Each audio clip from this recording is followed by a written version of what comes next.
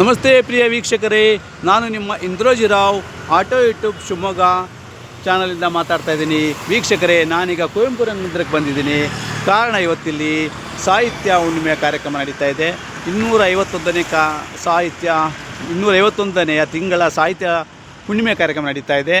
ಈ ಕಾರ್ಯಕ್ರಮವನ್ನು ಜಿಲ್ಲಾ ಕನ್ನಡ ಸಾಹಿತ್ಯ ಸಂಸ್ಕೃತಿ ವೇದಿಕೆ ರಿಜಿಸ್ಟ್ರೇಟ್ ಹಾಡು, ಹಾಸ್ಯಕತೆ, ವಚನ, ಹನಿಗವನ ವಿಚಾರ ಈ ಎಲ್ಲ ಕಾರ್ಯಕ್ರಮನ ಇವರು ನಡೆಸ್ಕೊಡ್ತಾ ಇದ್ದಾರೆ. ಕಾರ್ಯಕ್ರಮಕ್ಕೆ ಮುಖ್ಯ ಅತಿಥಿಗಳಾಗಿ ಈಶ್ವರಪ್ಪನವ್ರು ಬರ್ತಾಯಿದ್ದಾರೆ, ಕಾಂತೇಶ್ವರ್ ಬರ್ತಾಯಿದ್ದಾರೆ ಮತ್ತು ಗುರುಜಿಗಳು ಬರ್ತಾಯಿದ್ದಾರೆ. ಹಾಗೂ ಮುಖ್ಯ ಪಾತ್ರ ಮತ್ತು ನಿರ್ದೇಶನ ಸುಚೇಂದ್ರ ಪ್ರಸಾದ್ ಇವರು ಸಹ ಆಗಮಿಸ್ತಾ ಇದ್ದಾರೆ. ಕಾರ್ಯಕ್ರಮದಲ್ಲಿ ಬನ್ನಂಜೆ ಗೋವಿಂದಾಚಾರ್ಯರ ತಂದೆ ಮಡುಮುನ್ನೂರು ಶ್ರೀ ನಾರಾಯಣಾಚಾರ್ಯ ಜೀವನ ಚರಿತ್ರೆ, ನನ್ನ ಪಿತಾಮಹ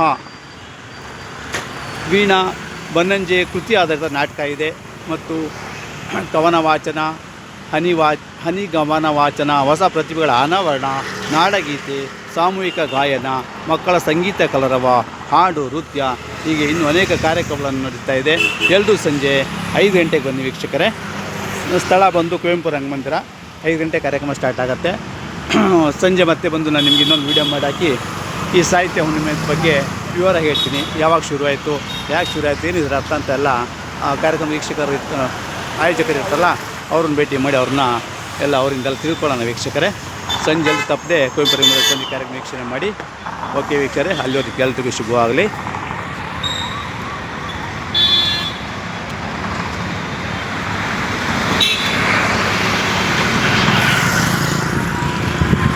ವೀಕ್ಷಕರೇ, ಸಂಜೆ 5 ಗಂಟೆಗೆ ಕುವೆಂಪು ರಂಗಮಂದಿರ, ತಪ್ಪದೆ ಬನ್ನಿ. ಓಕೆ.